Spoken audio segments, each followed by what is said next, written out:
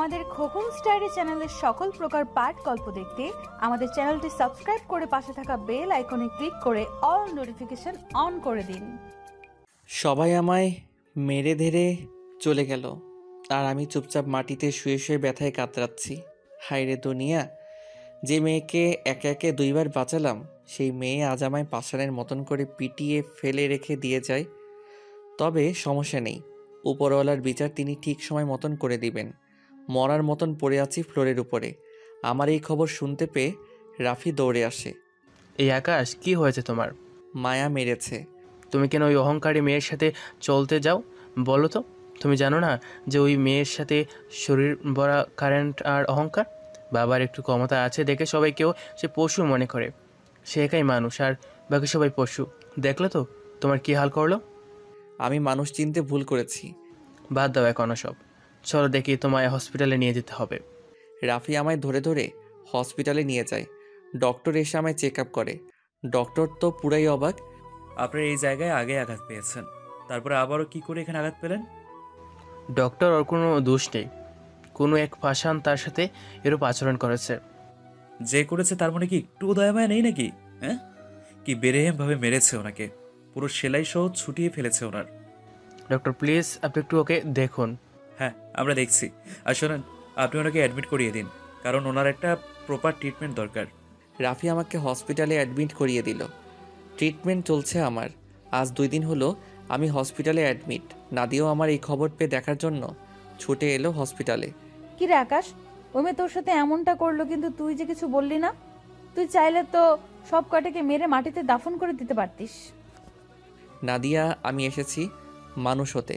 মারামারি করতে আসলে ঠিকই সব কয়টাকে জমের দুয়ারে পৌঁছে দিতাম, কিন্তু আমি সেসব করার জন্য আসিনি। এসেছি মানুষ হব। তাই পুরনো দিন আর সমস্ত কিছু এক সাইডে ফেলে রেখেছি। তা না হয় ঠিক আছে, কিন্তু মেয়েটাকে তো কিছু একটা করা উচিত ছিল তোর। আমার কিছুই করা উচিত ছিল না, কারণ উপরওয়ালা বলতে কেউ আছেন। তিনি সময়ে সঠিক বিচার করে দিবেন। তুই আসলেই অনেক পাল্টে গেছিস আকাশ। থাক, বাদ দে এখন ওসব কথা। আচ্ছা। তারপর নাদিয়ার সাথে অনেকটা সময় কথা বললাম। সে আজ সারাটা দিন ধরতে গেলে হসপিটালেই ছিল। রাফিও আমার সাথে অনেকটা সময় কাটায়, কিন্তু নাদিয়া যখন ছিল তখন সে ছিল না। রাফি আমার দেখাশোনায় কোনো কমতি রাখেনি। এদিকে নাদিয়াও আমার দেখাশোনার জন্য হসপিটালে চলে আসতো। আমি নাদিয়ার সাথে রাফির পরিচয় করিয়ে দিলাম। 3 জনের মাঝে বেশ একটা বন্ধুত্ব হয়ে গেল। আমি রাফিকে আমার সম্পর্কে কিছু বলতে না করেছি নাদিয়াকে। সেও আমার বিষয়টা লুকিয়ে যায়। আলহামদুলিল্লাহ, কিছুদিনের মাথায় সেরে উঠি আমি। 2 সপ্তাহের মাথায় ডক্টর আমাকে হসপিটাল থেকে রিলিজ করে দেয়। পরের দিন থেকে আবার কলেজ শুরু করি। সুস্থ হয়ে প্রথম দিন কলেজে গিয়ে ক্লাস শেষ করি, কিন্তু মায়াকে আজ ক্লাসে দেখিনি। থাক না, আসলে না আসুক, মন থেকে সমস্ত কিছু মুছে ফেলেছি তাকে নিয়ে। ক্লাস শেষ করে আমি রাফি আর নাদিয়া একত্রে হয়ে আড্ডা দিচ্ছিলাম। হঠাৎ এই পিছন থেকে মায়া এসে ডাক দেয়। কিরে ছোট লোক, আমি তো ভেবেছি তুই মার খেয়ে কলেজ ছেড়ে পালিয়েছিস, কিন্তু এখন দেখি তুই সুস্থ হয়ে ফিরেও এসেছিস। শুধু তাই নয়, বন্ধুও জুটিয়ে ফেলেছিস 2জন।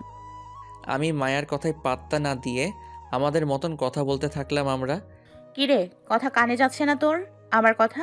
দেখুন, আপনার সাথে আমাদের কোনো কিছুই নেই, সো নিজের মতো থাকুন আর আমাকে আমাদের মতন থাকতে দিন। বাহ, মুখে বুলি ফুটেছে দেখি তোর। না আবার মার খাওয়ার ইচ্ছে হয়েছে? ধমকিগুলো অন্য কোথাও গিয়ে দিন। এখন আর আপনার ধমকি আমার উপরে কাজে আসবে না, সো চলে যান এখান থেকে। না, তোকে দেখছি আবার চালাতে হবে তারা। আবার তোকে টাইট দেওয়ার ব্যবস্থা করছি। সে ফোন করে সেদিনের ছেলেগুলোকে আবার ডেকে আনে। তখনই নাদিয়া তাদের সামনে রুখে দাঁড়ায়। আকাশের গায়ে যদি আর একটা টোকা লাগে তাহলে কিন্তু সব কয়টার অবস্থা আমি খারাপ করে দিব। মাথায় রেখো, আমার বাবারও কিন্তু ক্ষমতা কম নেই। সব কয়টার পিঠের ছাল আমি তুলে দিব। নাদিয়ার কথা শুনে ছেলেগুলো ভয়ে চলে যায়, কিন্তু মায়া রেগে যায় নাদিয়ার উপরে। যাদব মেয়ে, তুই আমায় আটকাতে আসিস দাঁড়া। বলে নাদিয়ার গালে থাপ্পড় বসিয়ে দেয়। নাদিয়া কম না, সে সাথে সাথে মায়ের হাত খপ করে ধরে ফেলে। শোনো মেয়ে, তোমার জাদু সবার উপরে খাটবে না, সো আমাকে এসব দেখাতে এসো না। এবার তো খালি হাত ধরলাম, পরের বার সেটা ভেঙে ফেলবো সোজা।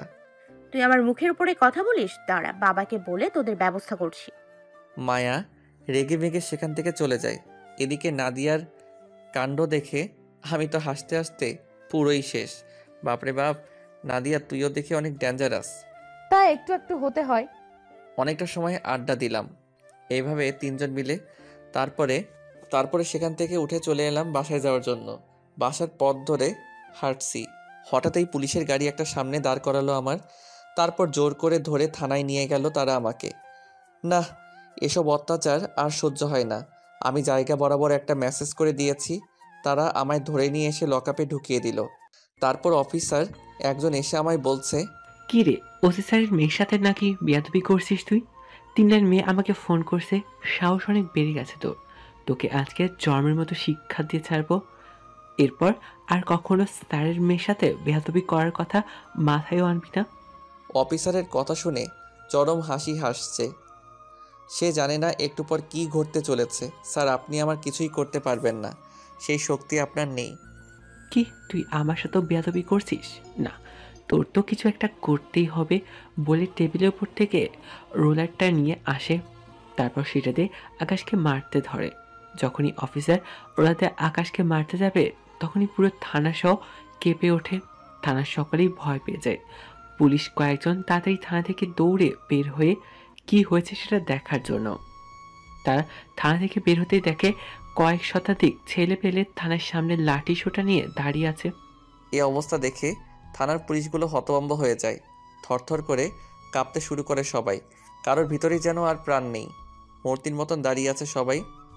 তখনই ছেলেপেলেগুলো চেঁচিয়ে ওঠে, এই তোরা আকাশ ভাইকে কোন সাহসে এনে লকআপে ঢুকিয়েছিস? ভাই, আমরা কিছুই জানি না, বড় স্যার সেটাকে ধরে আনতে বলেছে। ওকে দাঁড়া, তোর বড় স্যারের কানের পট্টি গরম করছি। ছেলেপেলে সবাই হুড় হুড় করে থানার ভিতরে ঢুকে যায়। যেই অফিসার আকাশকে ধরে এনেছে সে তো পুরো ভয়ে শেষ। কারণ এত ছেলেপুলে একসাথে এসেছে যে তারা থুতু ফেললেও থানাবাসী ভেসে যাবে। এ বেটা, কি সমস্যা তোর? তুই আকাশ ভাইকে কেন ধরে এনেছিস? বলেই কলার ধরে ফেলে। ভাই, সে বড় স্যারের মেয়ের সাথে নাকি অসভ্যতা করছে, তাই স্যারের মেয়ে আমাকে রিপোর্ট করে আমি তাকে ধরে আনি। আর তাছাড়া ওসি স্যার ফোন করে ওকে ধরে আনতে বলেছে। অফিসারের কথা শুনে ছেলেপেলে এবার পুরো ক্ষিপ্ত হয়ে যায়। এই বেটা, কাকে তুই তুই কারি করে সম্বোধন করছিস? বলেই ঠাস ঠাস করে কয়েকটা থাপ্পড় বসিয়ে দেয়। তুই জানিস জানোয়ারের বাচ্চা সে কে? আর ভাই কোনোদিন অমন বাজে কাজেও করবে না। তারপরেও ভাইকে তোরা কেন ধরে আনলি বল? এই উড়াধুরা মাই শুরু কর অফিসারকে। ভাই প্লিজ, আমার ভুল হয়ে গেছে, আমি ওনাকে এক্ষুনি ছেড়ে দিচ্ছি। প্লিজ আপনি আমাকে আর মারিয়েন না। যা তাড়াতাড়ি ভাইকে লকআপ থেকে বের কর, না হয় এইখানে জীবন্ত পুঁতে দিব তোরে। থানার বাকি সকলেই থ হয়ে তাকিয়ে আছে ছেলেপিলের দিকে। কেউ ভয়ে কোনো কথা বলছে না, জানে এখন যদি একটা টু শব্দও করে তাহলে প্রাণ হারাতে হবে। কারণ ছেলেপেলে সবাই মারামারির উদ্দেশ্যে নিয়ে এসেছে, সবার হাতেই লাঠি ছোটা। অন্যদিকে অফিসার দৌড়ে গিয়ে আকাশকে লকআপ থেকে ছেড়ে দেয়। ভাই, আমার ভুল হয়ে গেছে, আমি সত্যি আপনার সম্পর্কে না জেনে আপনাকে লকআপে ভরেছি। প্লিজ আমাকে মাফ করে দেন। শোনো, একটা কথা বলি, আমি যদি তোদের মতন ক্ষমতা দেখাতে শুরু করি তাহলে তোরা রোজ এসে আমার পা চাটবি। কিন্তু আমার ওসব করার কোনো ইচ্ছেই নেই। আর আমার কোনো দোষে যদি তোরা আমায় ধরে এনে শাস্তি দিতি তাহলে একটা ছেলেও থানায় আসতো না। আমি চুপচাপ থানার ভিতরে মার খেয়ে পড়ে থাকতাম। কিন্তু তোরা আমাকে বিনা দোষে ধরে এনে লকআপে আটকিয়েছিস, তাই একটু কড়া হতে হলো আমাকে। ভাই, আমার ভুল হয়ে গেছে, প্লিজ ভাই আমাকে মাফ করে দেন। আপনি হয়তো অনেক বড় মাপের লোক, না হয়তো এত ছেলেপেলে কখনোই আসতো না আপনাকে ছুটানোর জন্য। আমি সত্যি আপনার সম্পর্কে না জেনে অমনটা করছি, যার জন্য করজোর ক্ষমা চাচ্ছি। হয়েছে, থাক। এই তোরা সবাই চল, এখানে আর কোনো ধরনের হাঙ্গামা করিস না। আচ্ছা ভাই। আকাশের কথা মতন সবাই বের হয়ে গেল, সাথে আকাশও বের হয়ে গেল। আর কোনো হাঙ্গামাই করলো না। আকাশের এক কথায় সবাই যেন শান্ত হয়ে গেছে। আকাশের কথা শুনে সবাই সবার মতন চলে যায়। অন্যদিকে তার কিছুক্ষণ পরেই মায়ার বাবা থানায় প্রবেশ করে। মাহবুব সাহেব, আমার মেয়ের সাথে যে ছেলেটা বেয়াদবি করেছিল সে কোথায়? স্যার, ছেড়ে দিয়েছি ওনাকে আমরা। কি? কোন সাহস ওই ছেলেকে আপনি ছেড়েছেন? স্যার, ওই ছেলেকে ছুটিয়ে নিয়ে যাওয়ার জন্য অনেক ছেলেপেলে থানায় এসেছিল, পরে আমরা তাকে ছেড়ে দিই। মাহবুব সাহেব, আপনার মাথায় কি সমস্যা আছে কোনো? আপনি ওই ছেলেকে ছাড়লেন কেন? ছেলে পেলে আসলেই কি আসামিকে ছেড়ে দিবেন আপনি?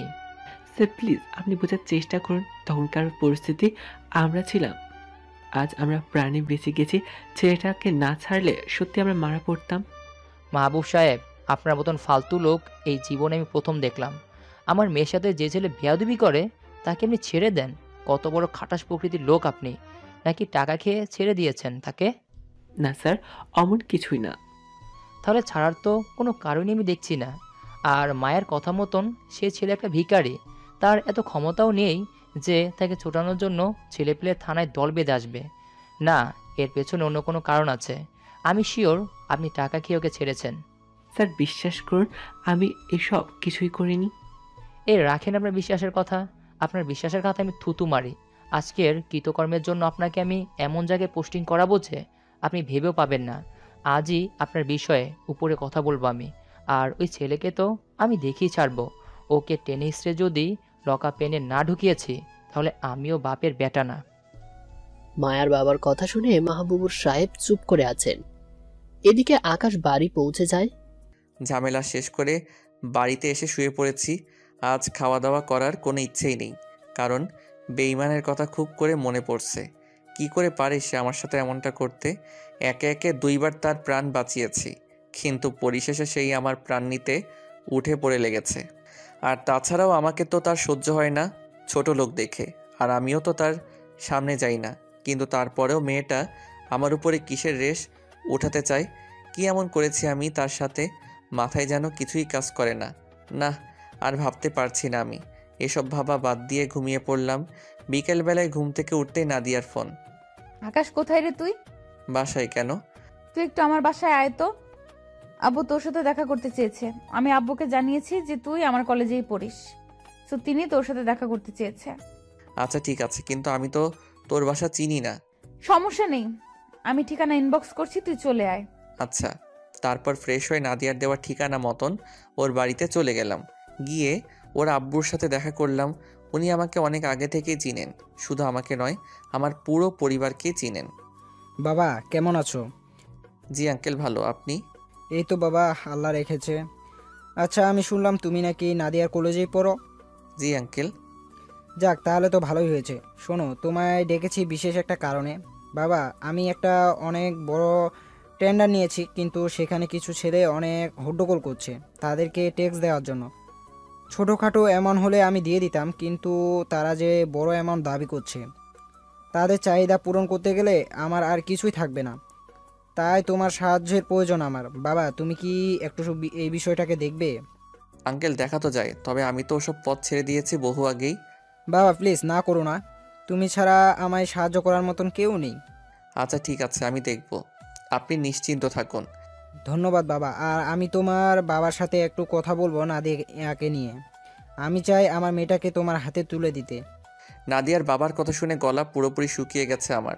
আমার পাশে নাদিয়া বসা ছিল। সেও হা করে তাকিয়ে আছে তার বাবার দিকে। বাবা, তুমি এসব কি বলছো? নিজের কানেই তো শুনেছি যে কি বলেছি। আঙ্কেল প্লিজ, ওসব করতে যাবেন না। আমি বিয়ে শাদী নিয়ে একদম ভাবিনি এখনো। আর তাছাড়া নাদিয়াকে কি করে বিয়ে? সে আমার বহু আগের ফ্রেন্ড। তাকে আমি কখনো ফ্রেন্ড ছাড়া অন্য কিছু ভাবতে পারবো না। আকাশের কথা শুনে নাদিয়ার বাবা চোখ মুখ কালো করে ফেলে। আচ্ছা ঠিক আছে, সমস্যা নেই। তোমার মতো এর ওপরে আমি কোনো কিছুই বলবো না। ধন্যবাদ আঙ্কেল। আর একটা রিকোয়েস্ট, আমার বাবার কানে যেন না যায় যে আমি কোথায় আছি আর কোথায় পড়াশোনা করি। আচ্ছা ঠিক আছে। নাদিয়ার বাবার সাথে আরও কিছুক্ষণ কথা বলে বাসায় চলে এলাম। দিনটা এইভাবেই কেটে গেল। সকালবেলায় ঘুম থেকে উঠে কলেজে চলে গেলাম। কলেজে আসার সময় নাদিয়া আর আমি একই সাথে এসেছি। সে আসার আগে আমায় ফোন দিয়ে 3 রাস্তার মোড়ে দাঁড়াতে বলে। তারপর দুজন একসাথে আসি কলেজে। কলেজে এসে দুজন আলাদা হয়ে যায়, কারণ তার একটা এক্সট্রা ক্লাস আছে। সে চলে যায় ক্লাস করতে।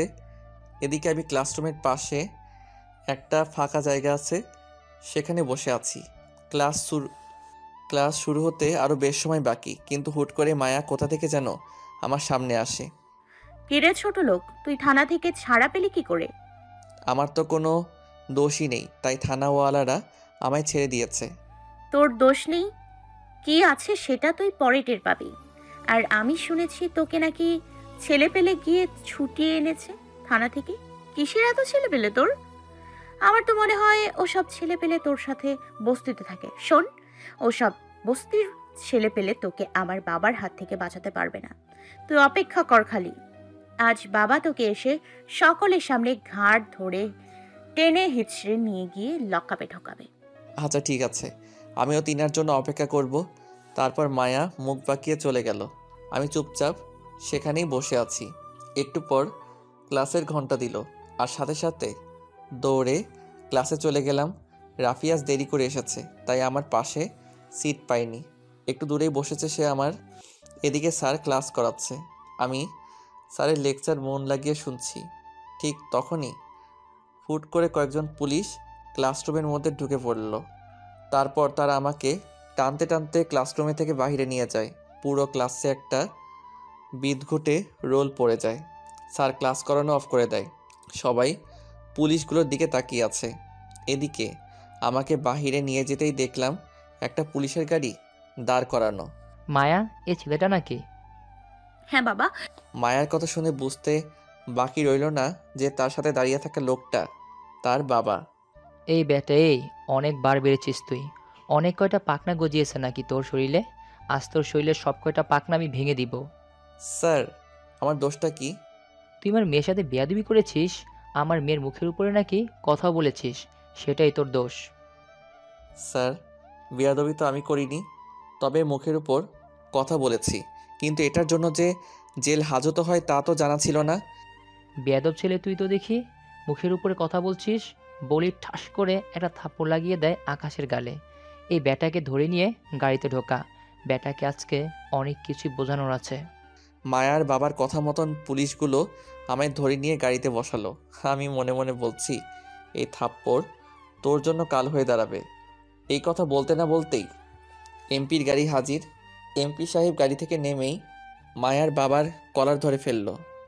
এই চামচার বাচ্চা, তোর কত বড় সাহস যে তুই এই ছেলের গায়ে হাত দিয়েছিস? স্যার, সে আমার মেয়ের সাথে বেয়াদবি করেছে। তোর বিয়াদবির গুষ্টি মারি বলে পা থেকে জুতা খুলে মায়ার বাবার মুখে ঠাস ঠাস করে অনেক কয়টা বাড়ি লাগিয়ে দেয়। এমপির কাণ্ড থেকে সবাই হাঁ করে তাকিয়ে আছে দিনার দিকে। সব কিছু যেন মাথার উপর দিয়ে গেল সবার। সামান্য একটা ছেলেকে আটক করার কারণে এমপি এসে পুলিশ অফিসারকে জুতা দিয়ে মারছে। এ যেন এক ভয়ঙ্কর ব্যাপার ঘটে গেল। এমপি পুরো রেগে মেগে আগুন। মায়ার বাবা নিচের দিকে তাকিয়ে আছে লজ্জায়। এই জানোয়ার, তোদের কথা কি কানে যায়নি? তোরা ওকে এখনো কোন সাহসে গাড়িতে উঠিয়ে রেখেছিস? ওসির মতন জুতার বাড়ি খেতে না চাইলে নামা তাড়াতাড়ি ওকে গাড়ি থেকে। এমপির কথা শুনে পুলিশগুলো তাড়াতাড়ি আকাশকে গাড়ি থেকে নামিয়ে দিল। গাড়ি থেকে নামানোর সাথে সাথেই এমপি দৌড়ে এসে আকাশের হাত চেপে ধরে। ভাই, ওসির ভুল হয়ে গেছে, প্লিজ ওসিকে মাফ করে দেন। ওর হয়ে আমি ক্ষমা চাইছি আপনার কাছে। ক্ষমা টমা আমি বুঝি না, আর আমি এসব হাঙ্গামাতেও নেই। সো তাড়াতাড়ি সবাই এখান থেকে গাড়টি গোল করে পালান। আমি 1 থেকে 3 গুণার আগে যেন পুরো কলেজ ফাঁকা হয়ে যায়। আকাশ 1 থেকে 3 গুণার আগেই এসপি আর ওসি দুটোই সেখান থেকে হাওয়া হয়ে যায়। এবার যেন সবাই বিস্ময়ে খেয়ে যায়। কে এই ছেলে যার কথাই এসপি পর্যন্ত জায়গা ত্যাগ করলো? পাশেই মায়া দাঁড়িয়েছিল। সে চোখ বড় বড় করে আকাশের দিকে তাকিয়ে আছে। মনে হয় যেন তার চোখের সামনে আজরাইল দাঁড়িয়ে আছে। কে এই ছেলে যার কথায় এমপি পর্যন্ত জায়গা ত্যাগ করলো? পাশেই মায়া দাঁড়িয়েছিল। সে চোখ বড় বড় করে আকাশের দিকে তাকিয়ে আছে। মনে হয় যেন তার চোখের সামনে আজরাইল দাঁড়িয়ে আছে।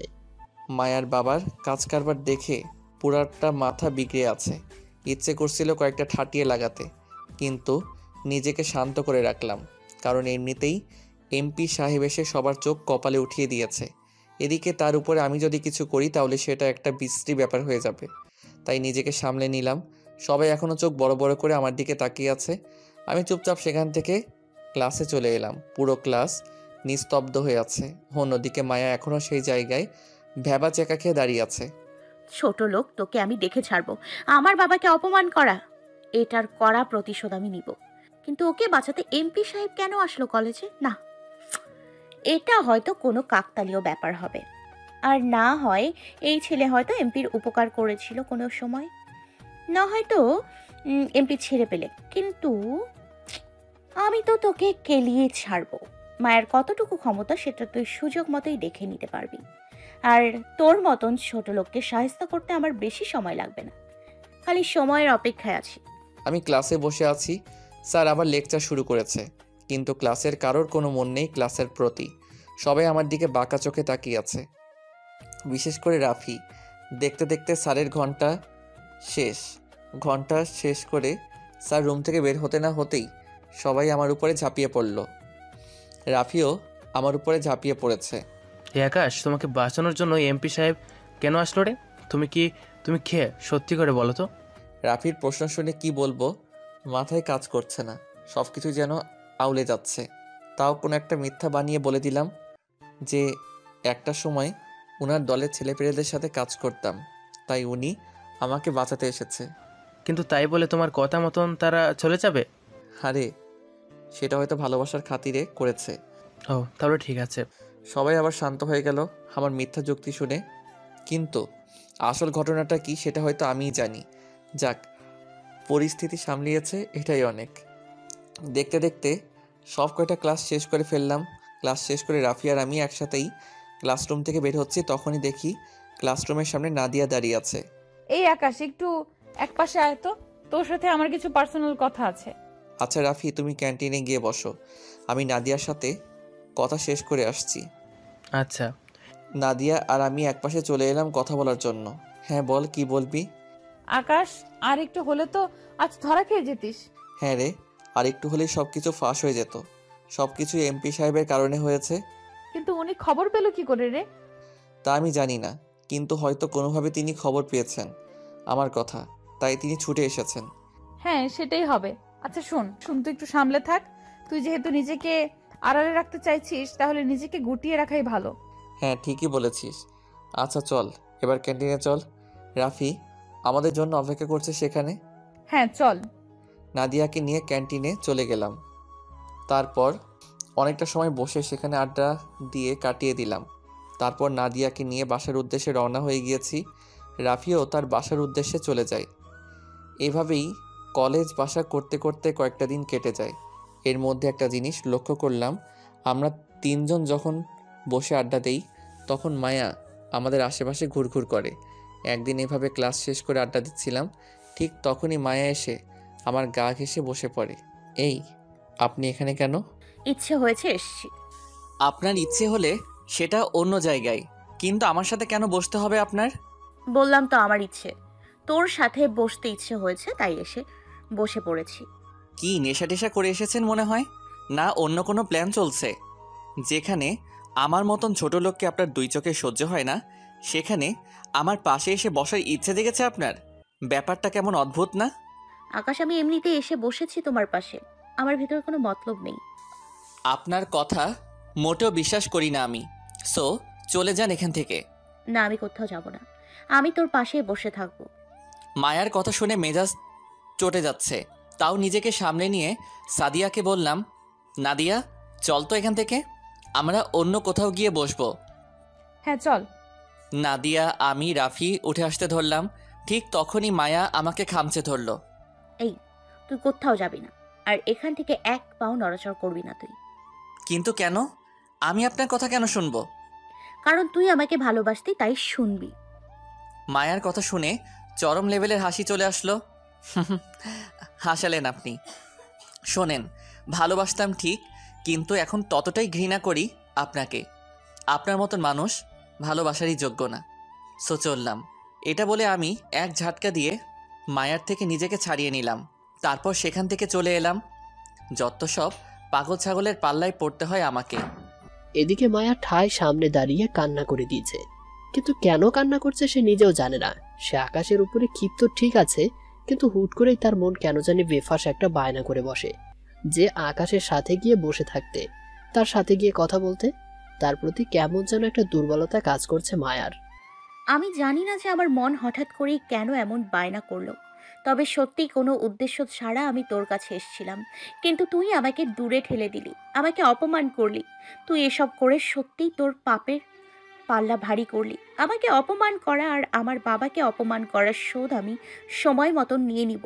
আর বিশেষ করে তুই নাদিয়া মেয়েটার সাথে চলাফেরা করিস, সেটা দেখলেও আমার কেমন যেন গা জ্বলে। ইচ্ছে করে তোকে বুক ফেরে ভেতরে লুকিয়ে রাখি, কারোর সাথেই তোকে কথা বলতে না দিই। কিন্তু তুই ওই বেয়াদব মেয়ে নাদিয়ার সাথে ঘনিষ্ঠ হয়ে উঠেছিস।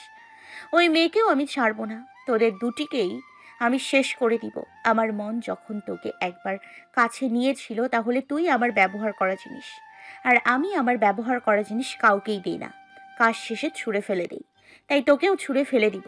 আমার জিনিসের উপরে অধিকার শুধু একমাত্র আমারই থাকবে, যা আমি ব্যতীত অন্য কারণ নয়। মায়া এসব বলছে আর ফুপিয়ে ফুপিয়ে কান্না করছে। এদিকে আকাশ, নাদিয়া আর রফি অন্য জায়গায় বসে আড্ডা দিচ্ছে। আকাশ, সত্যি মায়া মেয়েটার মাথায় হয়তো প্রবলেম আছে। নাদিয়া হয়তো থাকতে পারে, কিন্তু আমি শিওর নই। তবে যেটুকু শিওর তা দিয়ে বলতে পারি যে মেয়েটার আমাকে দেখে জেলাস হয়। তা আমিও দেখে লক্ষ্য করেছি। আচ্ছা চল, এখন এসব বাদ দিয়ে উঠা যাক। তোর তো আবার আজকে আমার সাথে একটা জায়গায় যাওয়ার কথা। হ্যাঁ চলো। নাদিয়ার সাথে চলে এলাম। আর একটা জায়গায় কাজ আছে বলতে, নাদিয়ার বাসায় আজ আমার দাওয়াত। রাফি সামনে থাকায় সে কথাটাকে অন্যভাবে ঘুরিয়ে বলেছে।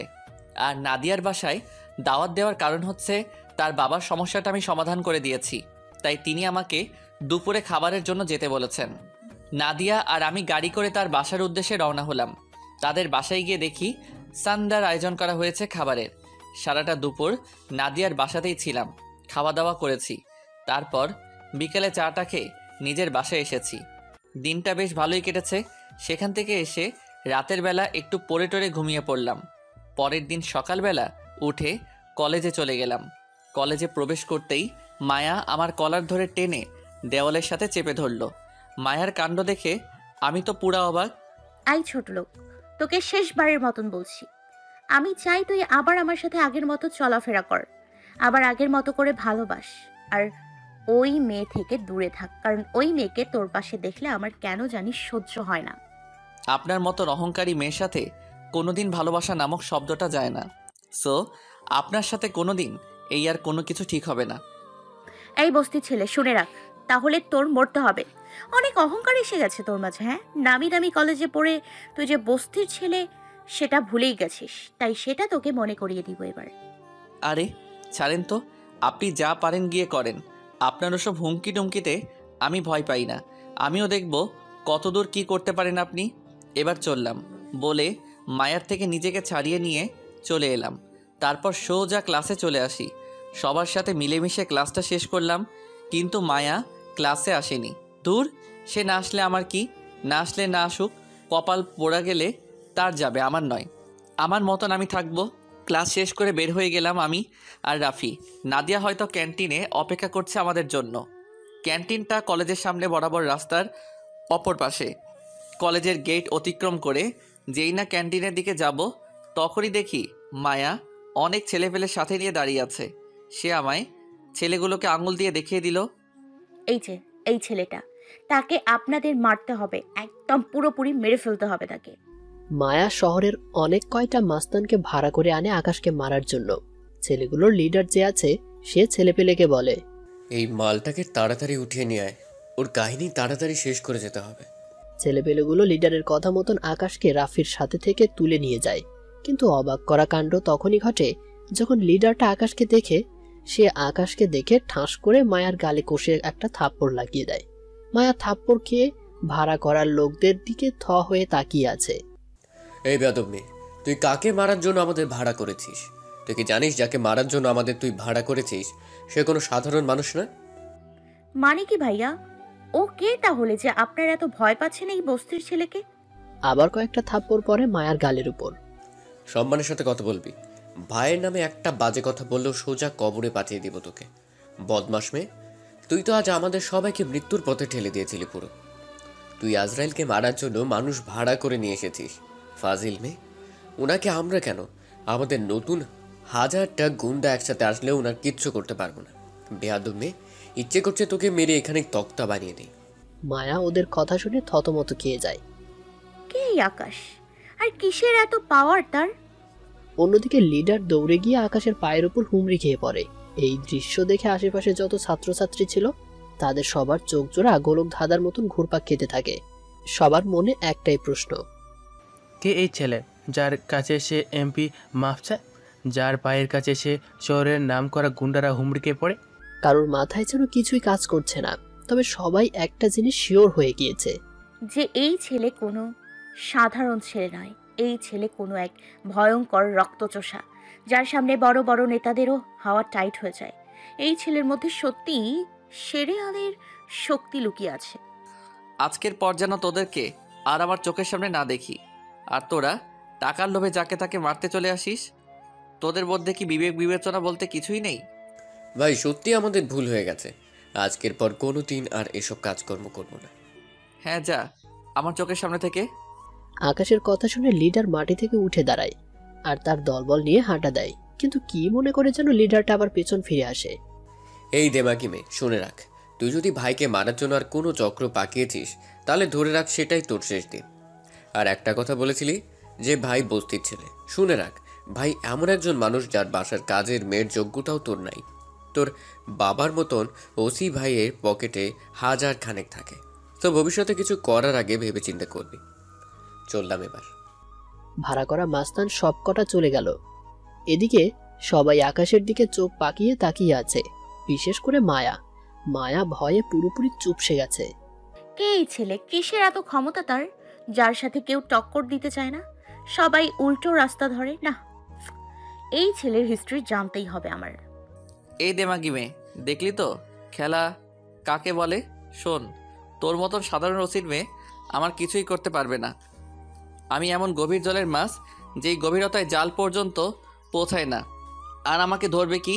সো এখনো সময় আছে, ভালো হয়ে না যা, না হয় এমনভাবে সাহায্য করবো তোকে এরপর থেকে আর কোনোদিন কাউকে মুখ দেখানোর মতো ক্ষমতা থাকবে না তোর। এই রাফি ক্যান্টিনে চলো। রাফিকে নিয়ে ক্যান্টিনে চলে গেলাম। সবাই আমার দিকে ঘুরে ঘুরে তাকাচ্ছে। আমি জানি সবার মনে কি ঘুরপাক খাচ্ছে, কিন্তু কেউ সামনে এসে জিজ্ঞেস করার মতন সাহস করতে পারছে না। ক্যান্টিনে গিয়ে দেখি নাদিয়া বসে আছে। আকাশ, মানুষ মনে হয় তোকে শান্তি মতো থাকতে দিবে না। হ্যাঁ রে, তাই তো দেখছি। যতই চেষ্টা করি ভালো থাকার, কিন্তু মানুষ এসে আমাকে উস্কে দিবেই। হয়েছে, থাক, আর মাথা গরম করতে হবে না। যা হয়েছে হয়েছে, আর বাকি কিছু হলে সেটা সময়ে দেখা যাবে। এখন সব কিছু মাথা থেকে ঝেড়ে ফেল। হ্যাঁ ঠিকই বলেছিস। নাদিয়ার সাথে কথা বলছিলাম, কিন্তু রাফি পাশ থেকে আমার দিকে চোখ পাকিয়ে তাকিয়ে আছে। আকাশ, কিছু মনে না করলে একটা প্রশ্ন করি? হ্যাঁ করো। তুমি কে, সত্যি করে বলো তো? তোমাকে দেখে তো সাধারণ মানুষ মনে হয়, কিন্তু আজ দুদিন ধরে চোখের সামনে যা দেখছি তাতে তো তোমাকে আমার অস্বাভাবিক কেউ মনে হচ্ছে যেন তোমার এই চেহারাটা নকল। এই চেহারাটার পেছনে কেউ আছে। রাফি, এখন ওসব কথা বাদ দাও। সময় এলে সবটাই জানতে পারবে আমি কে। আচ্ছা ঠিক আছে। তারপর নাদিয়া, আমি, রাফি নিজেদের মতন কথা বলতে শুরু করলাম, কিন্তু মানুষের চোখ পাকানো এখনো বন্ধ হয়নি। সবাই বাঁকা চোখে আমাকে দেখছে। দূর, দেখলে দেখুক, তাতে আমার কিছুই আসে যায় না। আমি আমার মতন নর্মাল থাকার ট্রাই করলাম, কিন্তু মায়া সেটা আমায় থাকতে দিল না। সে হঠাৎ করে ক্যান্টিনের মাঝে এসে আমাকে সবার সামনে জড়িয়ে ধরে। আকাশ, আবার ভুল হয়ে গিয়েছে, প্লিজ তুমি আমায় মাফ করে দাও। আমি না জেনে তোমার সাথে ওসব করেছি। আমি না জেনে তোমাকে বস্তির ছেলে বলে অপমান করেছি। আমি তার জন্য ক্ষমা চাইছি। তবে এখন তোমার বিষয় নিয়ে আমার আর মাথা ব্যথা নেই। তুমি যে হবে হও, তোমাকে আমার চাই। কিন্তু আমার তো আপনাকে চাই না, আর আমি তেমন কেউ না। আমি বস্তির এই ছেলে, সো নিজেকে গুটিয়ে রাখুন আমার থেকে। তোর না চাইলে নাই, কিন্তু আমার তোকে চাই তো চাই। সরি, আমি আপনার সাথে আর কোনো ধরনের সম্পর্ক রাখতে চাই না। তুই রাখবি, তোর ঘাড়ে রাখবে। কি দুই একটা গুন্ডা এসে আমাকে হুমকি দিয়েছে বলে নিজেকে অনেক বড় কিছু ভাবিস, তাই না? না, আমি তো নিজেকে কিছুই ভাবছি না। তাহলে সম্পর্ক রাখতে সমস্যা কোথায় তোর? না আমার মতন তোর মাঝেও অহংকার এসে গেছে? এমনটাই যদি হয় তাহলে কিন্তু অনেক খারাপ হবে। তুই যেই হোস না কেন, আমার থেকে উচ্চ বংশের নয় তুই। আর মাথায় রাখিস, আমার বাবা থানার ওসি। মায়ার কথা শুনে পাশ থেকে নাদিয়া হেসে ওঠে। এই মেয়ে, বংশ আর বাবার পাওয়ার নিয়ে এখন এতই বড়াই, তাহলে ওর মতন ছেলের পেছনে পড়ে আছো কেন? নিজের মতন থাকলে তো পারো। এই মেয়ে, তুই কোনো কথা বলবি না। তুই যত সব নষ্টের মূল, তোর জন্যই সব হয়েছে। তুই ওর ব্রেন ওয়াশ করেছিস। মুখের ব্যবহার ঠিক করেন। না, আমি মুখের ব্যবহার ঠিক করব না। আমি বলেছি তো যে আমার তোকে চাই। এই নাদিয়া, চল তো এখান থেকে। ওর মতো ফালতু মেয়ের সাথে কথা বলাই বেকার। হ্যাঁ চল। মায়াকে রেখে আকাশ, নাদিয়া, রাফি তিনজন হাঁটা দেয়। আকাশ, আমি কিন্তু তোকে শেষ করে দিব বলে দিলাম। তুই এখান থেকে এক পাও নড়বি না। যা পারেন করেন। মেয়েটার আসলেই মাথা খারাপ। ক্যান্টিন ছেড়ে আমাদের মতন আমরা চলে আসতে ধরলাম, ঠিক তখনই মায়া পিছন থেকে দৌড়ে এসে আমার মাথার মধ্যে গ্লাস দিয়ে সজোরে এক বাড়ি লাগিয়ে দিল। সাথে সাথে গ্লাস ফেটে মাথায় ঢুকে গেছে। মাথা থেকে চুইয়ে চুইয়ে রক্ত পড়ছে। মায়ার কাণ্ড দেখে থ হয়ে দাঁড়িয়ে আছে। পাশ থেকে নাদিয়া চেঁচিয়ে উঠল, এই বেয়াদব মেয়ে, তুই এটা কি করলি? ওর অবস্থান দেখিয়েছি। সে নিজেকে বড় কিছু ভেবেছিল, কিন্তু সত্যিকারেতে সে আমার পায়ের সমানও না। তারপরেও অনেক অহংকার এসে গেছে তার মাঝে, তাই তাকে তার অবস্থানটা দেখিয়ে দিলাম। এবার শান্তি লাগছে। এই বেয়াদব মেয়ে, তুই নিজেকে অনেক বড় কিছু মনে করিস? হ্যাঁ, তুই জানিস এই আকাশ মাহমুদ কার ছেলে? নাদিয়া আকাশের পরিচয় বলতে যাবে, ঠিক তখনই আকাশ নাদিয়ার মুখ চেপে ধরে। নাদিয়া বাদ দে, ওর সাথে কোনো কথা বলে লাভ নেই। আজকের উত্তরটা তাকে আমি সময় মতন দিয়ে দিব। এখন চল এখান থেকে। আরে এই বেয়াদব মেয়ে, সে কে তাকে আমি ভালো করেই চিনি। তাকে আর নতুন করে পরিচয় করিয়ে দিতে হবে না। সে একটা বস্তির ছেলে, আর তার বাবাও হয়তো বস্তির কোনো দিনমজুর। আর সে হয়তো দলবল করে কিছুটা নাম কামিয়েছে, তাই তাকে ছেলে পেলে মারতে আসে না। কিন্তু শোন, এসব পাওয়ার আমার সামনে চলবে না। একদম বাবাকে বলে শ্বশুর বাড়ি নিয়ে যাওয়ার ব্যবস্থা করব। মায়া, আকাশ আর নাদিয়া এটা সেটা বলেই যাচ্ছে, কিন্তু তারা কোনো রিয়াকশন না করে তাড়াতাড়ি সেখান থেকে জায়গা ত্যাগ করে। আকাশ, তুই আসলেই পাল্টে গেছিস। ওকে ওর জায়গাটা একটু দেখিয়ে দেওয়া উচিত ছিল। তোর আসল পরিচয়টা দিলে তার অহংকার উল্টো রাস্তা ধরে পালিয়ে যেত, কিন্তু তুই দিতে দিলি না। নাদিয়া, সবসময় সবকিছু বলতে হয় না। সময় আসলে সে নিজেই জেনে যাবে কে, তখন তার সমস্ত অহংকার ধুলোয় মিশে যাবে। হ্যাঁ ঠিক আছে, কিন্তু বেয়াদব মেয়েটার কি অবস্থা করেছে তোর মাথার। চল তোকে হসপিটালে নিয়ে যাই। নাদিয়া আমার মাথায় হাত দিয়ে চেপে ধরে রেখেছে। তারপর রাফি আর সে মিলে আমায় হসপিটালে নিয়ে গেল। মাথায় অনেক কয়টা কাচের টুকরো ঢুকেছে। ডক্টর সেসব বের করে ব্যান্ডেজ করে দিল। এসব করে বাসায় ফিরতে ফিরতে প্রায় বিকাল হয়ে গেল। আসলেই মেয়েটা সাইকো, না হয় এত কিছুর পরেও আমাকে মারার সাহস করতে পারতো না। বাসায় এসে বিছানায় শুয়ে আছি। এক শোয়াতে রাত হয়ে গেল। রাতের বেলায় বিছানা ছেড়ে উঠে খেয়ে নিলাম, পরে আবার ঘুমিয়ে পড়লাম। পরের দিন সকালবেলায় ঘুম ভাঙলো 10টায়। উঠে দেখি কলেজ টাইম পার হয়ে গেছে। এছাড়া আজ এমনিতেই কলেজে যাব না, শরীরের অবস্থা 12টা। সেখানে কলেজে গিয়ে কি হবে? তবে নাদিয়াকে একটু ফোন দিয়ে বলে দেই যে আজ কলেজে যাব না। অবশ্য না গেলে সে বুঝতে পারবে কেন কলেজে যায়নি। না, তাও জানিয়ে দেই। ফোনটা হাতে নিয়ে নাদিয়াকে ফোন দিব, তখনই দেখি নাদিয়ার 25টা মিস কল। আল্লাহ, এত কল কখন দিয়েছে সে? সাথে একটা মেসেজও আছে, তুই তাড়াতাড়ি কলেজ চলে আয়, এদিকে একটা ঝামেলা পেকে গেছে। নাদিয়ার এমন মেসেজ দেখে তাড়াতাড়ি শার্টটা গায়ে দিয়ে কলেজে চলে গেলাম। কলেজে পৌঁছে দেখি 15 থেকে 20টার বেশি গাড়ি কলেজ মাঠে দাঁড়িয়ে আছে। আর্মি, পুলিশ, আরও বড় বড় কর্মকর্তাকে দেখা যাচ্ছে। সাথে মায়ার বাবাও রয়েছে। এদিকে ক্লাস পুরোপুরি বন্ধ করে দিয়েছে শিক্ষকরা। সবাই কলেজ মাঠে দাঁড়িয়ে আছে। ছাত্র শিক্ষক কেউ বাদ নেই, সবাই চুপচাপ হয়ে আছে একদম। আমি ধীরে ধীরে সামনের দিকে এগিয়ে গেলাম। মনের মধ্যে কেমন একটা কু ডাকছে, কিছু তো একটা হয়েছে কলেজে। ধীরে ধীরে সামনে যেতে দেখি সবার ভিড়ের মধ্যে একটা মানুষ চেয়ার নিয়ে বসে আছে। আমি লোকটাকে দেখেই পুরো অবাক। লোকটা আর কেউ নয়, তিনি হলেন আমার বাবা আফজাল সাহেব। কিন্তু তিনি এখানে কেন? আমি তাড়াতাড়ি পিছনের দিকে হাঁটা দিলাম। ঠিক তখনই সে চিরচেনা কণ্ঠে ডাক দিল, এ ছেলে, কোথায় যাচ্ছিস? আমি চুপিচাপ জায়গার মধ্যে দাঁড়িয়ে পড়লাম, আর লোকটা চেয়ার থেকে উঠে এসে আমায় জড়িয়ে ধরে কান্না করে দিল। এ ছেলে, তুই এত পাষাণ কেন রে?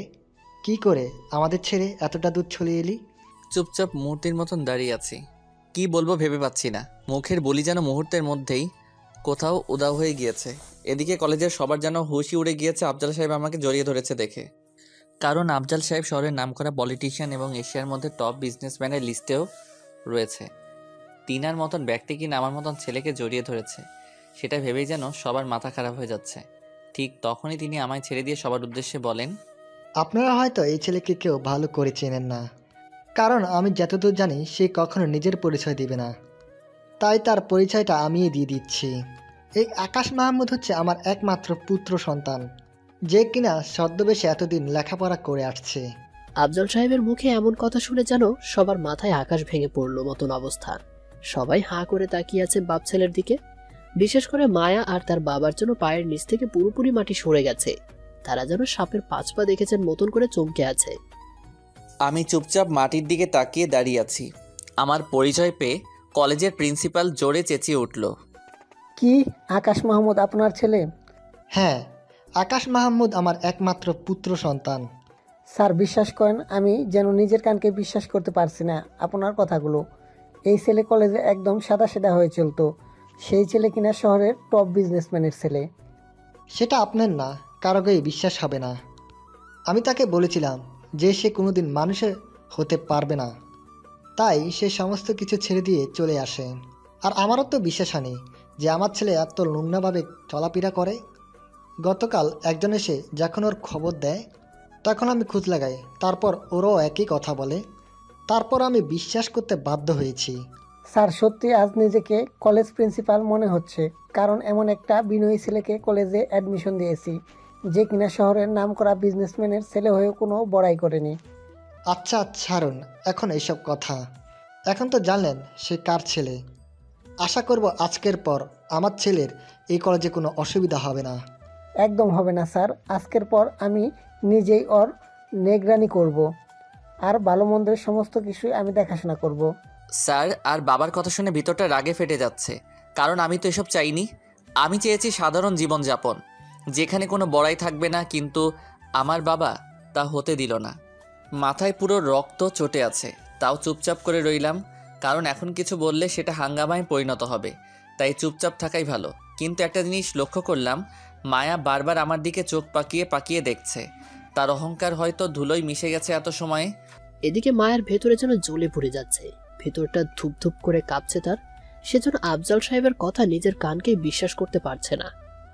হায় আল্লাহ, এতদিন কতই না বাহাদুরি দেখিয়েছি এই ছেলের সাথে, কতই না অহংকার করেছি তার সামনে। যেখানে সামান্য একটা ওসির মেয়ে হয়ে এত ভাবমূর্তি নিয়ে চলাফেরা করতাম, সেখানে তার বাহাদুরি আর ভাবমূর্তি কেমন নেয়ার কথা ছিল। যেখানে আমি বাবার বাহাদুরি দেখাতাম, সেখানে তার কেমন বাহাদুরি দেখানোর কথা ছিল। ছেলেটার সাথে করা আচরণগুলো ভাবতেই যেন ভেতরটা কেঁদে উঠল, চোখ দিয়ে টুপটুপ করে পানি ঝরছে।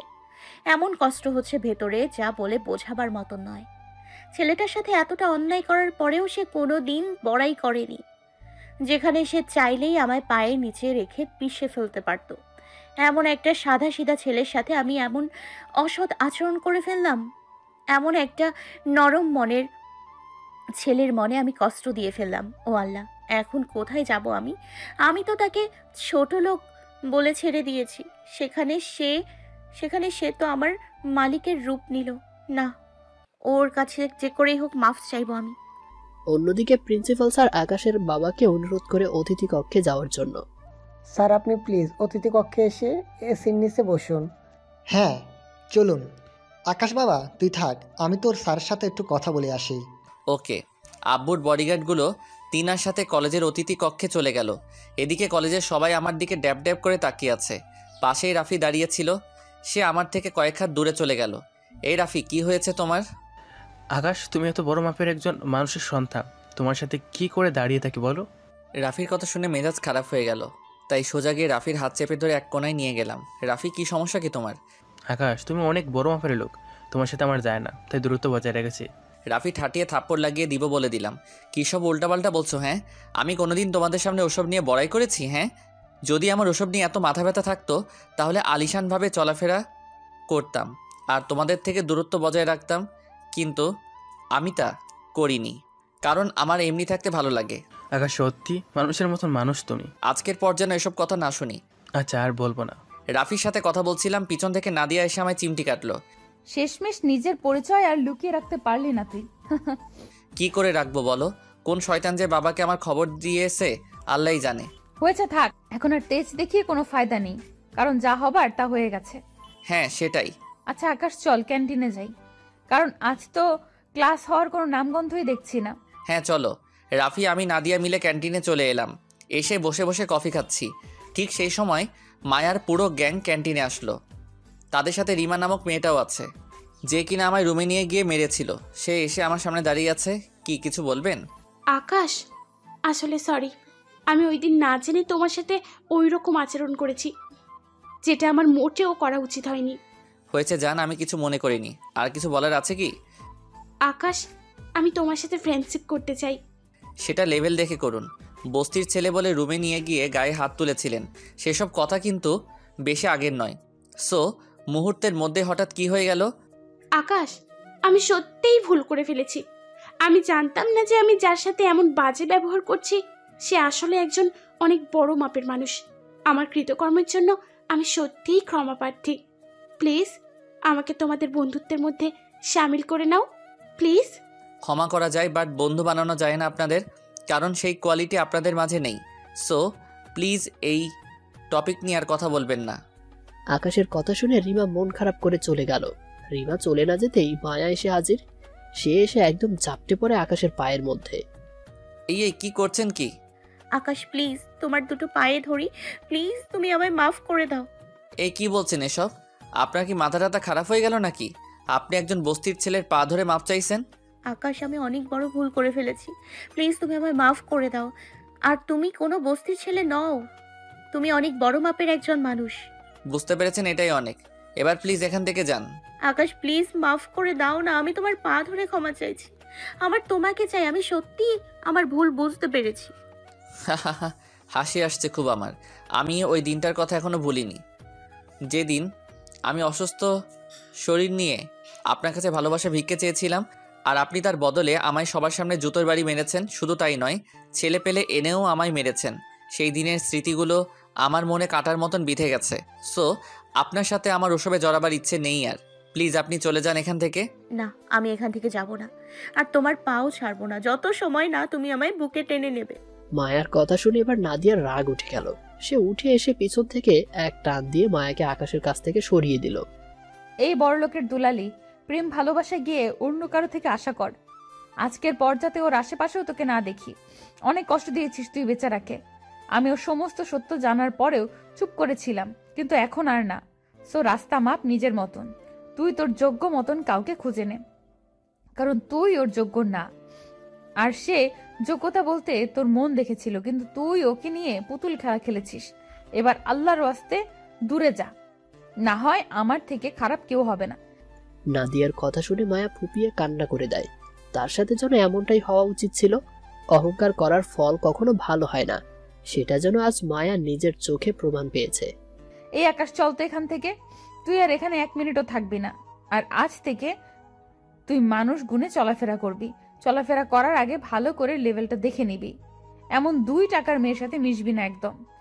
নাদিয়া আকাশের হাত ধরে টেনে কলেজের ভেতর নিয়ে যায়।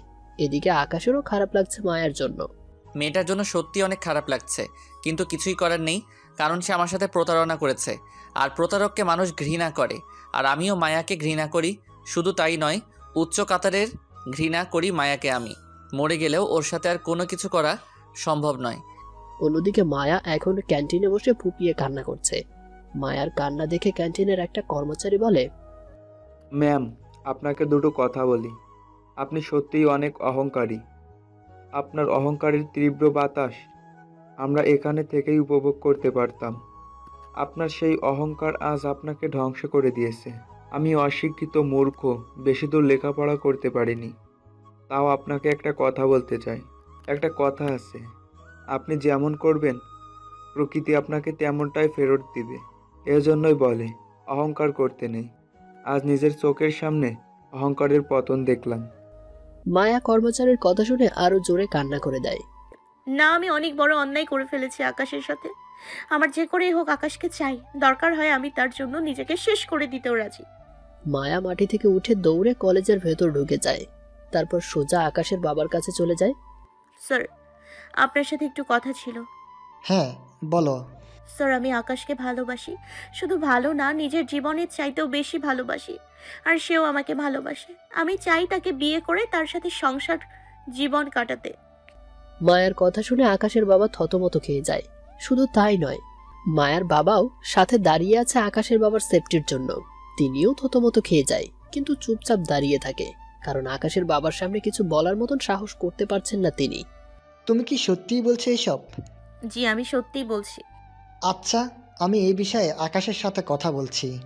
স্যার, আপনি একটু আকাশকে ডেকে আনার ব্যবস্থা করুন।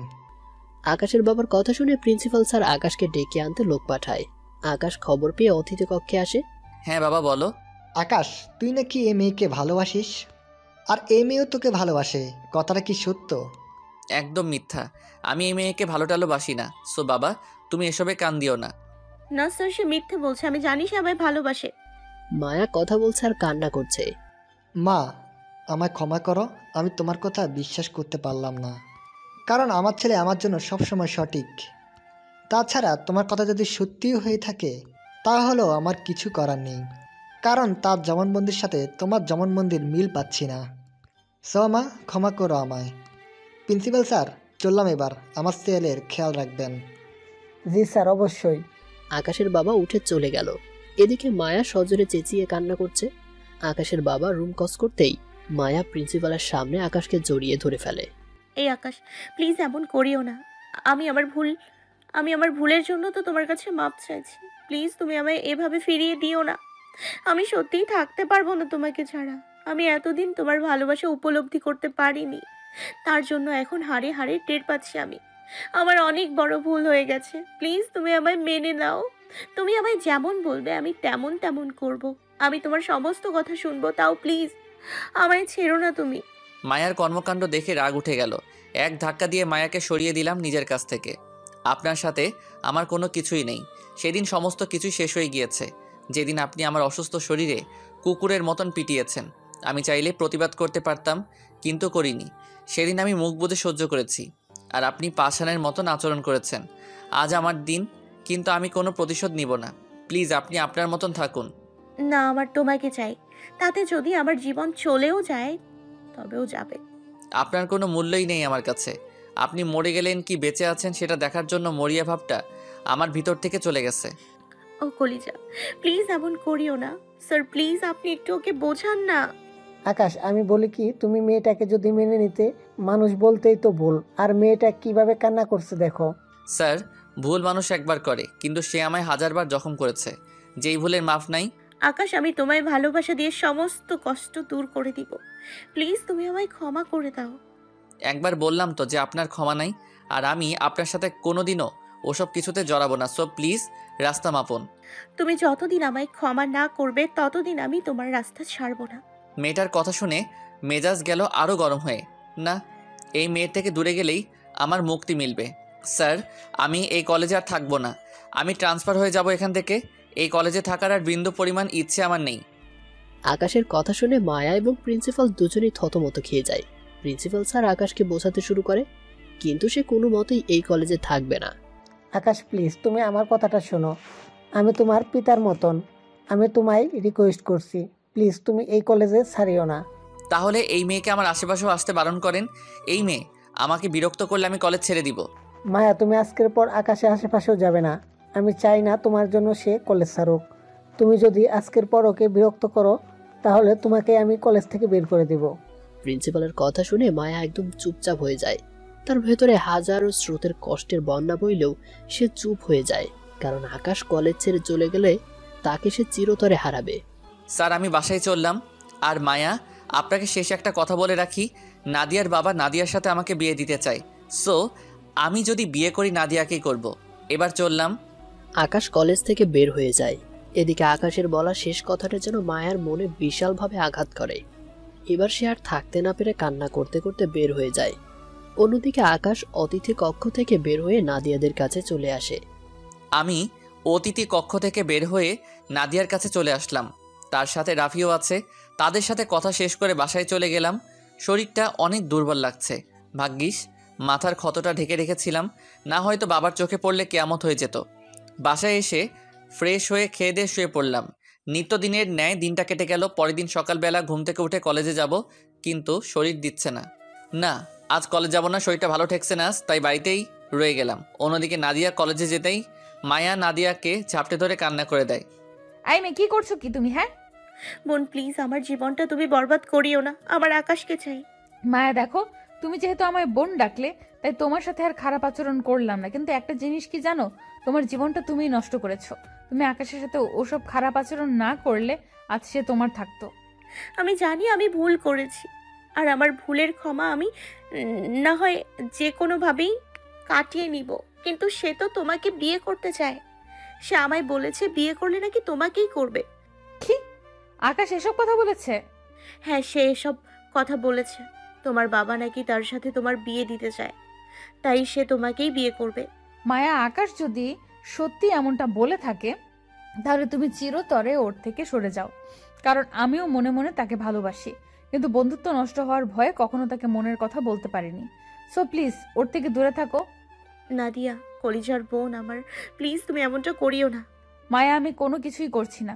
সে যদি তোমায় মেনে নেয় তাহলে আমি তোমাদের মাঝেও আসবো না, কিন্তু আমার ভালোবাসা যখন সেধে আমার কাছে এসেছে তখন তা আমি হাতছাড়া করব না। সো প্লিজ নিজের মতন থাকো আর আমাকে আমার মতন থাকতে দাও। নাদিয়ার কথা শুনে বুকের ভেতরটা খলখল করছে মায়ার। তার যেন মরে যেতে ইচ্ছে করছে এখন। সে যেন কোনো মতেই নাদিয়াকে মেনে নিতে পারছে না আকাশের পাশে। আজ তার ভেতরের আর্তনাদ যেন কেউ শুনতে পাচ্ছে না। তার অহংকারী বান্ধবীগুলাও তার সঙ্গতা ছেড়ে দিয়েছে। সে উঠে কলেজ থেকে একটু দূরে একটা পুকুর আছে সেখানে চলে যায়। সেখানে গিয়ে ইচ্ছে মতন কাঁদতে শুরু করে। অন্যদিকে আকাশ অসুস্থ শরীর নিয়ে শুয়ে আছে। তখনই তার কাছে একটা ফোন আসে। সে নম্বরটা চেক করে দেখে যে সেটা তার বাবার বডিগার্ডের নাম্বার, যার সাথে তার বরাবরের মতোই কন্ট্যাক্ট রয়েছে। হ্যাঁ নাদিম ভাই বলেন। ভাই আপনি তাড়াতাড়ি হসপিটালে আসেন। স্যারের উপরে ক্রিমিনাল গ্যাংয়ের ছেলেপেলে হামলা করেছে। স্যার অফিসে যাওয়ার সময় অনেক ছেলেপেলে একত্রে স্যারের গাড়ি আটকায় আর গাড়ি ভাঙচুর করতে আরম্ভ করে, যার দরুন স্যারের মাথায় অনেক চোট লেগেছে। ডক্টর বলেছে অসংখ্যজনক ওনার যে কোনো সময় বিপদ ঘটতে পারে। নাদিম ভাইয়ের কথা শুনে ভিতরটা যেন মোচড় দিয়ে উঠল। হে আল্লাহ, কি শুনলাম এসব! হে আল্লাহ, কি শুনলাম এসব! খোদার কসম, আমার বাবার যদি কিছু হয় তাহলে এক একটাকে খুঁজে বের করে 70 হাত মাটির নিচে দাফন করে দিব। আকাশ মাহমুদ কি সেটা এখনো কারোর চোখে পড়ে নাই? যেদিন পড়বে সেদিন পালাবার মতন জায়গা খুঁজে পাবে না কেউ। তারপর সেভাবেই হসপিটালের উদ্দেশ্যে রওনা হয়ে গেলাম। হসপিটালে গিয়ে পৌঁছাতে দেখি নাদিয়া সেখানে। নাদিয়াকে দেখেই যেন 1000 ভোল্টের একটা শক খেলাম। নাদিয়া, তুই এখানে কি করে? আর তুই না কলেজে ছিলি? আরে একটু আগেই আসলাম। বাবা একটু আগে আমায় ফোন করে তাড়াতাড়ি বলল কলেজ থেকে বের হয়ে গেটের সামনে দাঁড়াতে। তারপর আমি কলেজ থেকে বের হয়ে গেটের সামনে দাঁড়াই আর ওনারা আমার সাথে করে এখানে নিয়ে আসে। বলে নাকি তোর বাবার উপরে হামলা হয়েছে, তাই আমি আসার আগেই অনেক কয়টা ফোনও দিয়েছে তাকে, কিন্তু তুই ফোন রিসিভ করিসনি। কি বলিস? তুই আমায় ফোন দিয়েছিস? দাঁড়া দেখি আগে। পকেট থেকে ফোনটা বের করে দেখি সত্যি নাদিয়া আমায় অনেক কয়টা ফোন দিয়েছে, কিন্তু আমি তাড়াহুড়াই আর খেয়াল করিনি। আচ্ছা ছাড় এখন এসব কথা। আগে বাবার কাছে গিয়ে দেখি কি অবস্থা। বাবাকে নাকি ইমার্জেন্সি রুমে রাখা হয়েছে। আমার যেন পুরো দুনিয়াদারি ভোগ করে ঘুরছে। ইমার্জেন্সির সামনে যেতেই দেখি মা আর ছোট বোন বসে বসে কান্না করছে। আকাশ, তোর বাবার এমন ক্ষতিটা কে করলো রে? তোর বাবা কার এমন কি ক্ষতি করেছে যে তারা এভাবে হামলা করলো? তারা আমাকে দেখতে পেয়ে দৌড়ে এসে জড়িয়ে ধরে কান্না করে দিল। মা, তুমি টেনশন করিও না, বাবা ঠিক হয়ে যাবেন। আর যারা এমন করেছে তাদের কেয়ামত আমি ঘটিয়ে দিব। তোমার ছেলে ভালো হয়েছে দেখে নিজের পরিবারের উপরে আঘাত সে সহ্য করবে না, সে তার কড়া জবাব দিবে। ওদের কাউকে ছাড়বি না তুই? না মা, ওদের কাউকে আমি ছাড়বো না। মা আর ছোট বোনকে কোনো মতে শান্ত করলাম। অন্যদিকে বাবার এই নিউজ শুনে মিডিয়ার লোক এবং নামিদামি নেতারা ছুটে এসেছে দেখার জন্য। সবাই হতাশ বাবাকে নিয়ে। কিছু সময় পর ডক্টর জানালো যে বাবা ডেঞ্জারের বাহিরে আছে। ডক্টরের কথায় সবার প্রাণ ফিরে আসলো। মা তো খুশিতে জায়নামাজে বসে পড়েছে। সবার মনে খুশির জোয়ার, কিন্তু আমার ভিতরে আগুন জ্বলছে। কে করেছে বাবার সাথে এমন ধরা কাজ? তাদের পেলে সত্যি কেমন ঘটিয়ে দিব। না, একটু খোঁজ নেওয়া দরকার ক্রিমিনাল গ্যাংয়ের। এই নাদিয়া শোন তো, তুই এদিকের একটু খেয়াল রাখ, আমি একটু কাজে বের হব। আচ্ছা। নাদিয়াকে দায়িত্ব দিয়ে আমি বের হয়ে গেলাম ক্রিমিনাল গ্যাংয়ের খোঁজ করতে। অন্যদিকে মায়া তো পুরো পাগল হয়ে যাচ্ছে আকাশকে কলেজে দেখতে না পেয়ে। কয়েকদিন হয়ে গেল কিন্তু সে আকাশকে কলেজে দেখছে না। আবার সেই নাদিয়া নামের মেয়েটাও নাই। সে এসে রাফিকে ধরে। এই রাফি, আকাশ কোথায়? আর ওই নাদিয়া নামের মেয়েটাকেও দেখছি না কলেজে। আকাশ আর নাদিয়া আকাশের বাড়ি গেছে বিশেষ এক কাজে। রাফির এমন কথা শুনে মায়ের কলিজা যেন পুরোপুরি শুকিয়ে গেছে।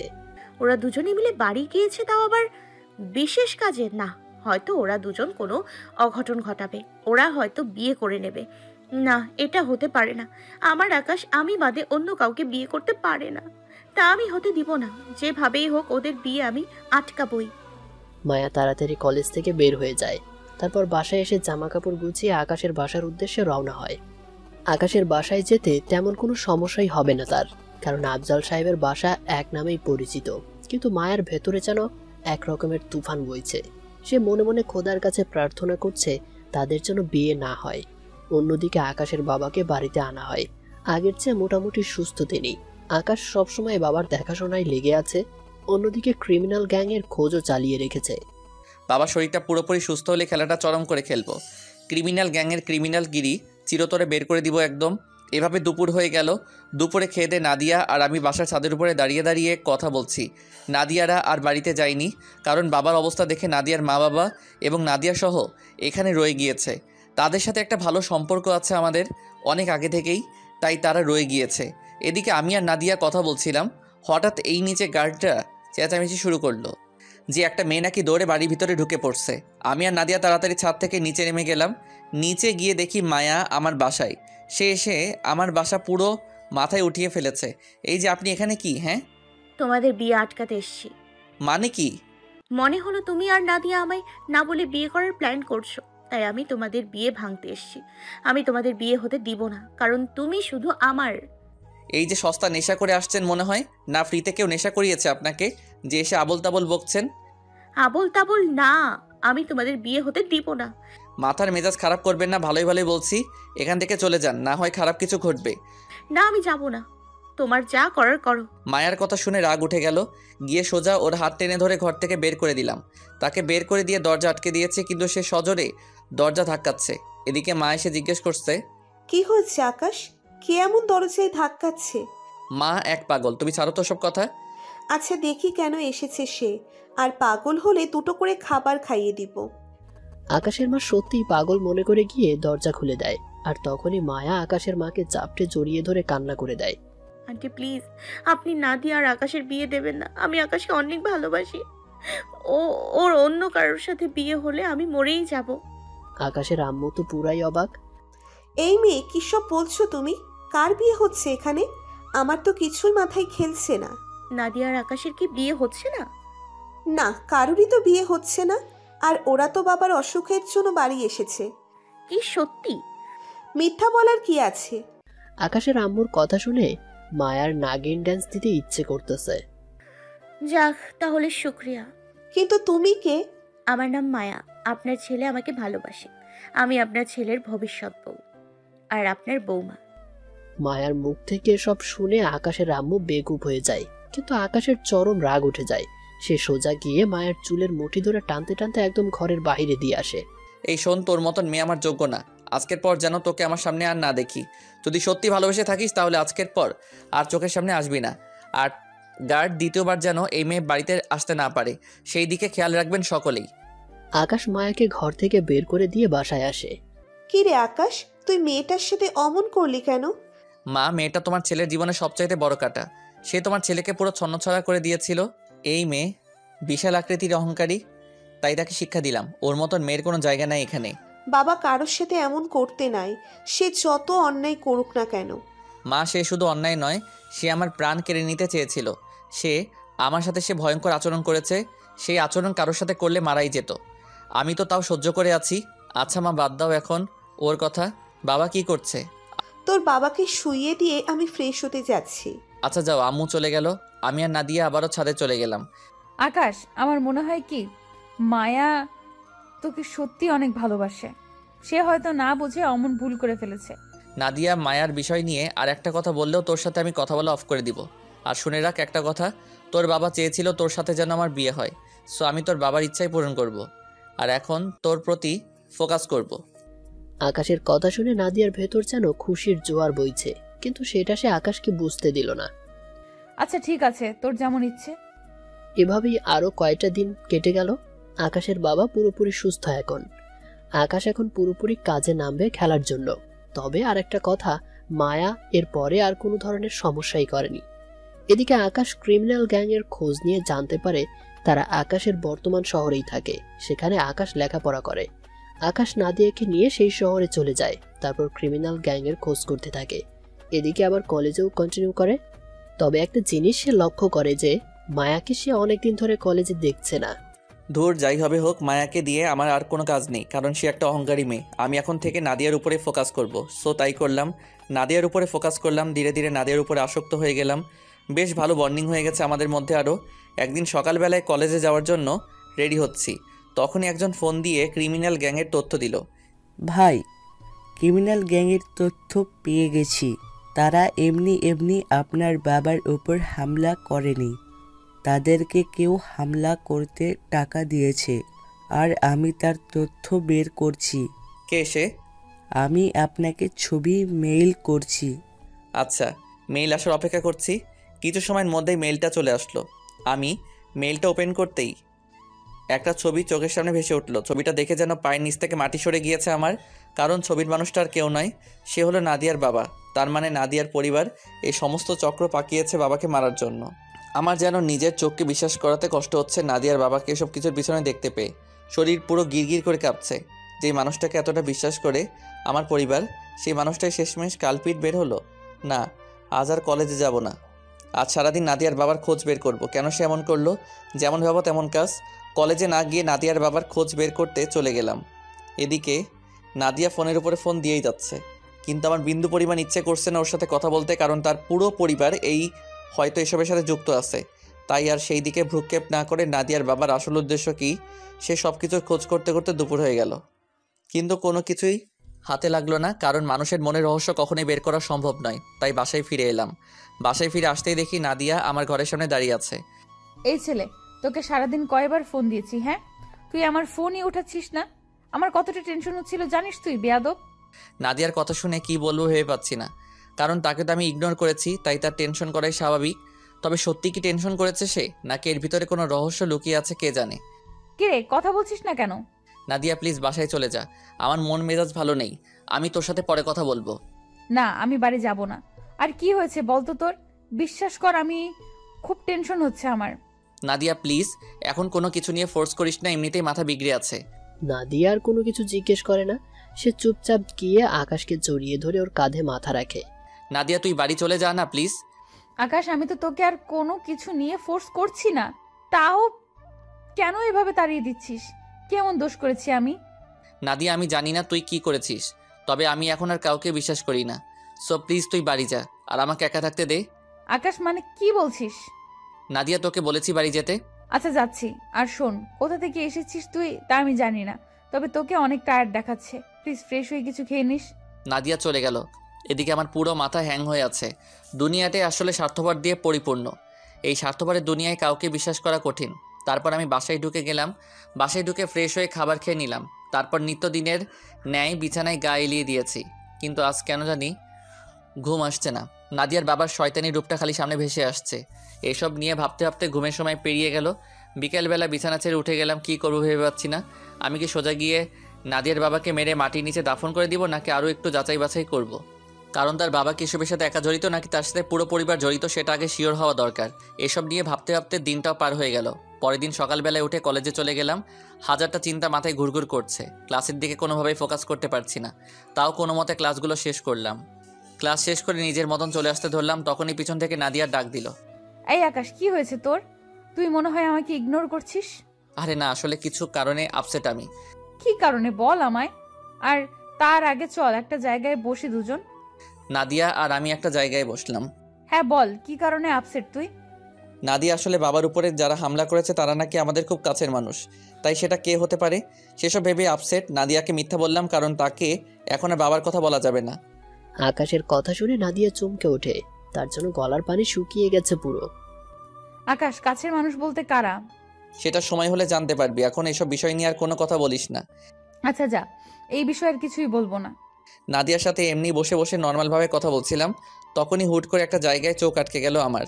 মায়া গাড়ি নিয়ে কলেজ গেটের সামনে দাঁড়িয়ে আমাদের দুজনকে দেখছে। সে আমাদের দিকে এক ধ্যানে তাকিয়ে আছে, মনে হয় যেন কোনো কিছু বলতে চাই সে আমাকে। কিন্তু একটা জিনিস, সে কলেজে কেন আসে না? দূর যা হবে হোক, আমার তাকে নিয়ে কোনো মাথা ব্যথা নেই। আমি নাদিয়ার সাথে কথা বলায় ফোকাস করলাম, আর সে কলেজ গেট দিয়ে ভিতরে ঢুকে আমার সামনে এসে দাঁড়ালো। কেমন আছো আকাশ? আমি মায়ের দিকে তাকাতেই ভিতরটা ছ্যাদ করে উঠল, কারণ মেয়েটা কাঁদছিল আর তার চোখের নিচে বড় বড় কয়েকটা কালো স্পট। মেয়েটা চেহারার অবস্থা দেখে আর খারাপ আচরণ করতে পারলাম না। জি আলহামদুলিল্লাহ, আপনি? যেমনটা রেখে গিয়েছিলে। আচ্ছা, আমি কি তোমার পাশে বসতে পারি? সত্যি এটা শেষ বসা হবে। খারাপ কোনো উদ্দেশ্য নেই তো? আজ শেষ বসা মানে? না, আমার কোনো খারাপ উদ্দেশ্য নেই। আমার শেষ বসা বলতে পারো, সেটা সময় দেখতে পাবে। হয়তো এরপর আর কোনোদিন তোমার চোখের সামনে দেখবে না আমায়।